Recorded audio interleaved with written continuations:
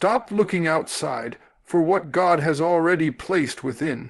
You're not waiting for the blessing is waiting for you to believe it's already there. You already carry what you're praying for.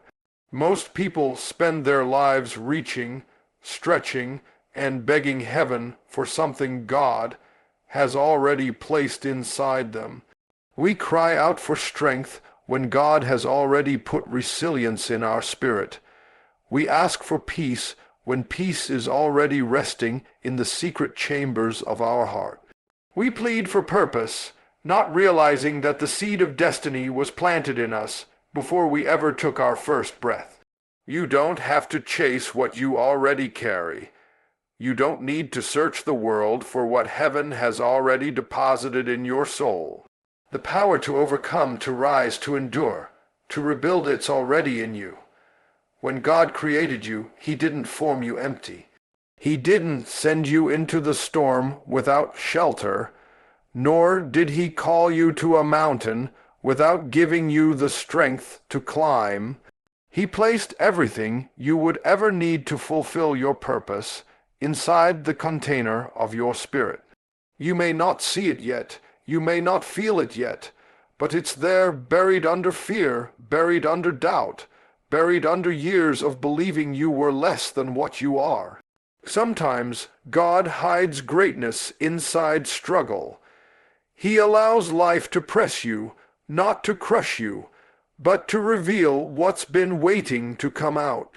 Just like oil doesn't flow until the olive is crushed. Sometimes your power doesn't emerge until life puts pressure on you. You've been praying for open doors, but God is saying, I've already given you the key. You've been asking for courage, but courage was placed in your DNA the moment you were formed. You've been praying for confirmation when all you needed was activation. The problem isn't that God hasn't answered, it's that you haven't realized the answer is already within you. You're waiting for a voice from the clouds when God is waiting for movement from your feet. Faith isn't waiting for a sign. Faith is stepping out, trusting that what's in you will be enough for where you're going. You keep asking for God to change your situation. But what if God is using the situation to change you? What if the very thing you're asking Him to remove is what's shaping the warrior within you? You see, the enemy tries to convince you that you're empty, that you're unqualified, that you don't have what it takes. But the devil is a liar. You have everything you need: wisdom, endurance, grace, creativity, tenacity. It's already been woven into the fabric of your being. Life's challenges don't disqualify you. They are opportunities to prove what's inside of you. You don't need another miracle to know you're chosen. You don't need another sign to know you're favored. All you need is to wake up to the truth of what God has already done. You are not waiting on heaven. Heaven is waiting on you to believe. God didn't make a mistake when He made you. He didn't overlook you or under-equip you. You are fully loaded for the journey ahead. The gifts are in you. The power is in you. The anointing is in you. So stop praying like you're powerless and start walking like you're prepared. Stop doubting what's within and start declaring what's already yours. Because the truth is this: you already carry what you're praying for. God's not sending it. He's stirring it. He's awakening what's been dormant, calling forth what's been buried, and reminding you that everything you need to overcome is already inside of you. Every battle reveals hidden strength. You may think the fight came to break you, but in truth it came to build you. The storm wasn't sent to sink your ship. It was sent to show you that you can stand even when the waves rise higher than your head. You never know the depth of your strength until life dares you to go deeper. You never discover how much faith you carry until your faith is the only thing keeping you from falling apart. Every challenge, every heartbreak, every disappointment, every loss, it all carries a divine purpose. God never wastes pain. He allows battles to pull out of you what comfort could never reveal. When everything is easy, you don't grow. When life is soft, you don't stretch.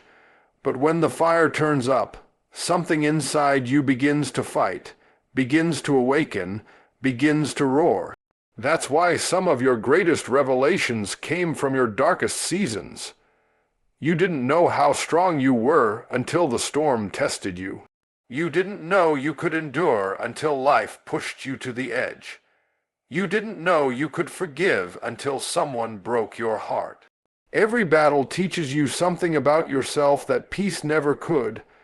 When God allows you to face opposition, it's not punishment, it's preparation. The pressure you're under is producing the power you'll need for where you're going. The weight you're carrying is not there to crush you, it's there to strengthen you. Think about it. Muscles only grow when they're under strain. Diamonds are only formed under pressure. Trees grow stronger when the wind resists them. And your spirit, your faith, your purpose are no different. Without the pushback, you'd stay where you are. Without the resistance, you'd never rise to the next level. God lets life stretch you so you can see how far you were built to go. Sometimes you pray for the battle to end, but what if God is using the battle to expose your hidden potential? You're asking for peace, but God is saying, I'm giving you power. You're asking for relief, but God is saying, I'm building your resilience. Because if you never face a fight, you'll never realize you were born to win one. The giant in front of you isn't proof that you're weak. It's confirmation that there's a warrior within you. The bigger the obstacle, the greater the revelation of who you are in God. Don't despise the season of struggle. It's sharpening your faith. It's molding your character. It's preparing you for victories you can't yet see. You may feel tired, but even in your weakness, there's strength waiting to rise. You may feel like giving up, but that's because the battle is awakening a level of power that's been dormant too long. The enemy wouldn't be fighting you this hard if there wasn't something powerful inside you worth fighting for. So lift your head even in the fight. Don't curse the battle, thank God for it, because it's in the fire that gold is purified. It's in the valley that faith takes root. It's in the storm that strength is born. Every tear, every trial, every sleepless night is pulling something greater out of you. You may not understand it now, but one day you'll look back and realize that the battle didn't come to destroy you. It came to reveal you. It came to show you that you were stronger, braver, wiser, and more anointed than you ever knew. The battle was never about what you lost. It was about what you found inside yourself. And what you found is that you were built to overcome. When God gives you an assignment, He never leaves you unequipped. Before you ever stepped into this season, God had already gone ahead of you and placed everything you would need along the journey. You may not see it all at once, but it's there, hidden in your character, embedded in your spirit, tucked inside your experiences. God never sends you into a battle without armor. He never calls you to a purpose without provision. The problem is, we often mistake preparation for punishment. We think the waiting is delay, but it's really development. We think the struggle means we're behind, but it's actually proof that God is setting us up for what's ahead. Every calling carries weight, and before God lets you carry that weight publicly, He strengthens you privately. When He called David to be king, He didn't put a crown on his head immediately. He put a sling in his hand. When He called Moses to deliver His people, He didn't give him a stage, He gave him a staff. When He called Joseph to lead Egypt, He didn't start him in the palace, He started him in a pit. God equips in obscurity before he reveals in glory. Because if you can trust him in the hidden place, you'll be able to stand in the spotlight without losing your humility. Sometimes it feels like what you have isn't enough. You look at what's in your hands, and it seems small compared to what's in your heart. But God specializes in taking what's little and making it much. That's why he asked Moses, "What is in your hand?" It wasn't about the staff. It was about recognition. God was teaching him that everything he needed to fulfill his purpose was already with him. That staff would part seas, summon miracles, and lead a nation to freedom. What if the thing that looks ordinary in your life is the very instrument God intends to use for something extraordinary? We often say, "God, I'm not ready." But readiness in the kingdom isn't about having everything together. It's about trusting the one who does. When you step out in obedience, you'll discover that God releases provision in motion. The manna didn't fall while Israel stayed still. It came while they were walking through the wilderness. The power didn't fall on the disciples while they hid in fear. It came when they obeyed and waited together in faith. God doesn't need perfection to equip you. He just needs permission to use you. You may feel unqualified, but that's because God's assignment is always bigger than human ability. He wants to show his strength through your surrender. He's not looking for the most talented. He's looking for the most available. What you see as lack is the space where his power wants to manifest. What you see as limitation is the stage where his glory will shine. If you had everything you thought you needed, you'd think you did it by yourself. But God lets you feel the gap, so you'll know it was his grace that carried you through. So stop saying, "I don't have what it takes." You do. It may not look like much, but in God's hands, it's more than enough. The dream, the skill, the word, the faith, it's already in you. You don't need another sign, another confirmation, another resource to begin.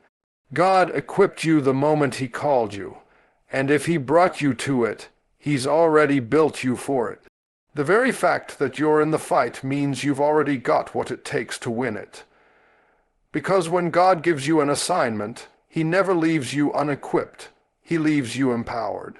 Your weakness is God's workshop. It's the place where his power goes to work, where his grace starts shaping, where his presence becomes real.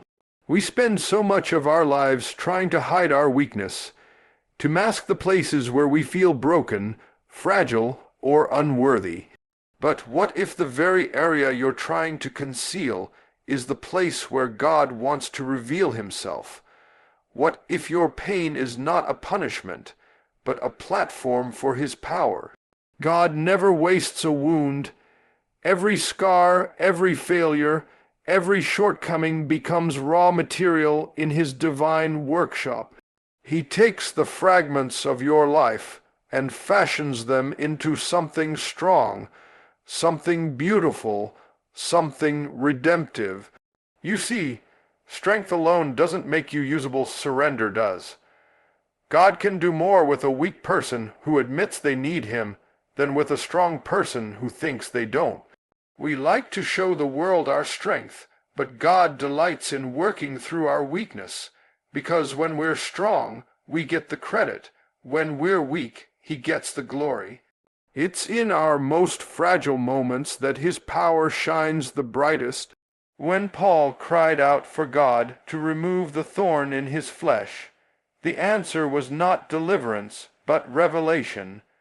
My grace is sufficient for you, for my strength is made perfect in weakness.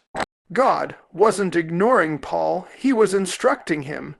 He was teaching him that weakness is not the absence of power, it's the entry point of divine strength. Your weakness is where heaven meets humanity. It's the gap between what you can do and what only God can do. When you hit the end of yourself, that's where His presence begins. You don't have to have it all together.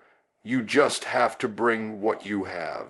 God doesn't need your perfection. He needs your permission. If you can surrender your broken pieces, He can build something no one else can. He takes the clay that life has cracked and spins it on the wheel of grace until it becomes a vessel fit for His glory. The potter is never afraid of the clay's imperfections because he knows how to mold it with purpose. We often pray for God to take away our weakness, but sometimes He uses it as the classroom where faith is taught. The tears you cry in secret are watering the ground for your next testimony. The failures you thought disqualified you are actually forming humility in you. The insecurity you wrestle with is the very place God is teaching you dependence. If you never felt weak, you'd never know what it means to be held by a strength greater than your own. So don't despise your weakness, embrace it. It's the evidence that God's not done with you. It's the sign that He's still shaping, still working, still refining. The enemy wants you to see your weakness as shame, but God sees it as opportunity. He looks at the cracks in your life and says, "That's where my light will shine through." You may feel broken, but in God's hands, brokenness becomes a blessing. You may feel inadequate, but grace makes up the difference. You may feel like you've failed, but failure is not final when faith is still alive. When you stand before people, they might see weakness, but heaven sees potential. Because the workshop of God is not built with perfect tools, it's built with surrendered ones. Your weakness doesn't disqualify you, it's what makes you usable. Let God take that area you've been ashamed of and turn it into an altar of His glory. For it is in the very place you feel least capable that God will show Himself most powerful. Your weakness is not the end, it's the beginning of His masterpiece. Overcoming is an inside job. The greatest battles you'll ever fight won't be against people, circumstances, or the systems of the world. They'll be against the thoughts that whisper in your own mind. The war isn't out there, it's in here. The battlefield is your heart, your beliefs, your inner world. You can conquer mountains, but if you don't conquer your mindset, the victory will slip through your fingers. You can defeat enemies on the outside, but if the enemy within is still alive, doubt, fear, insecurity, guilt, then peace will never last. True victory begins when you win within. You see, life will always bring storms. But whether those storms drown you or develop you depends on what's happening inside your spirit. That's why Scripture says, "As a man thinketh in his heart, so is he." You don't rise above your thoughts, you rise through them. The enemy knows he can't steal your destiny, so he tries to poison your perspective. He'll whisper lies in your mind to make you question who you are, what you have, and what you can do. He doesn't need to chain your body if he can cage your mind. He doesn't have to take your freedom if he can trap your faith. The real fight is not for your situation, it's for your spirit. You can't overcome what you don't confront. You can't be free from what you're still making excuses for. The thoughts that tell you you're not enough. You'll never change. You don't have what it takes. Those aren't your thoughts. Those are intruders, and it's time to evict them. You have authority over what happens inside you. You have the power to choose faith over fear, hope over despair, truth over lies. God has already given you a renewed mind, but you have to walk in it. The transformation doesn't start with what you see. It starts with what you believe. When you start speaking truth over yourself, everything begins to shift. You stop saying, "I can't do this," and start declaring, "I can do all things through Christ who strengthens me." You stop saying, "I'm broken," and start confessing, "I am being made whole." You stop seeing yourself as a victim and start walking like a victor. Because the moment you align your words with God's word, you start pulling heaven's reality into your earthly life. Victory doesn't come from changing everything around you. It comes from changing everything within you. There are people who look strong on the outside, but are falling apart inside. And there are others who may look ordinary, quiet, unnoticed, but inside, there's a storm-tested, fire-forged spirit that refuses to bow. What's inside determines whether you rise or fall. That's why God doesn't just fix your circumstances, He transforms your heart. He's not just after external success. He's after internal stability. Because if He can anchor you within, no storm can move you without. You might be waiting for God to change your situation, but maybe God is waiting for you to change your posture, to shift from fear to faith, from complaining to praising, from worrying to worshiping. When your inner world aligns with His word, your outer world will begin to follow. Peace will no longer depend on perfect conditions. It will flow from a settled spirit. So guard your mind like a treasure. Protect your peace like your life depends on it, because it does. Every day you wake up, you get to choose who wins, faith or fear, truth or lies, destiny or doubt. Overcoming isn't about fixing everything around you, it's about mastering the world within you. When your spirit stands tall, no giant can defeat you. When your faith stays rooted, no storm can shake you. Because once you win the battle inside, the war outside doesn't stand a chance. Grace doesn't remove the struggle, it redefines it. Many people believe that if God is with them, life should be smooth, easy, without pain or pressure. But grace doesn't promise you a life free from storms. It promises that you'll never face one alone. Grace doesn't take away the fight. It gives you the strength to stand in it. It doesn't always calm the waves sometimes. It teaches you how to walk on them. That's the mystery and the majesty of grace. It doesn't always change your situation, but it changes you in the middle of it. There are moments when you pray for God to remove the burden, and He doesn't. You ask Him to open a door, and it stays shut. You beg Him to stop the storm, and the winds just keep blowing. It's not that God has abandoned you. It's that His grace is doing something deeper than your comfort. He's shaping endurance. He's growing faith. He's building resilience. Grace doesn't always give you what you want, but it always gives you what you need. And sometimes what you need is not an escape, but empowerment. You think you can't take another step, yet somehow you keep walking.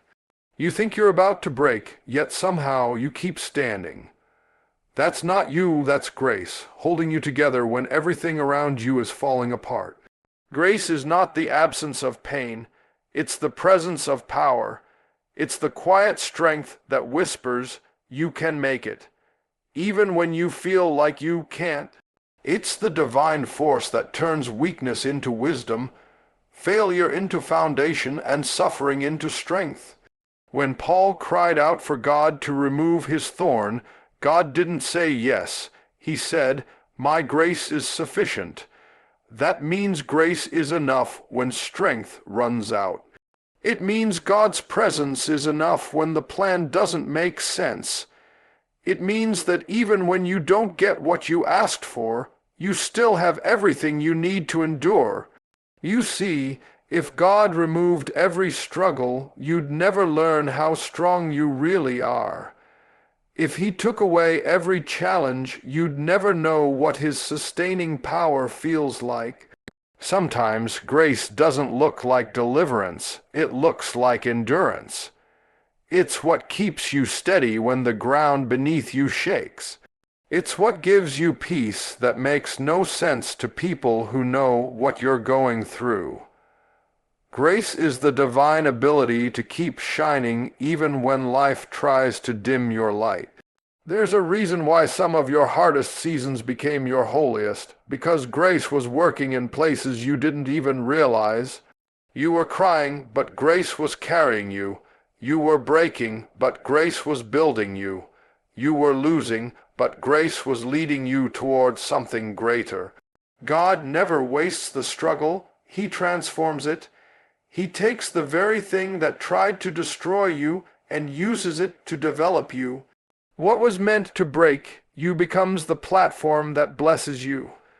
So don't mistake grace for weakness. Grace is not fragile, it's fierce. It's not passive, it's powerful. It's what allows you to stand tall in the middle of pain and still say, "It is well with my soul." It's what gives you the courage to smile through tears, to forgive when it hurts, to believe again after being broken. Grace doesn't always make sense, but it always makes you stronger. It may not remove the storm, but it will steady your soul. When you understand grace, you stop asking, "Why is this happening to me?" and start declaring, "God, thank you for being with me through it." Because the truth is, grace doesn't promise a life without struggle. It promises victory in spite of it. It doesn't guarantee the road will be easy, but it assures you that you'll never walk it alone. Grace doesn't stop the storm. It teaches you how to dance in the rain, how to worship in the fire, how to keep walking even when the road gets rough. That's the power of grace. It doesn't just get you through. It transforms you on the way.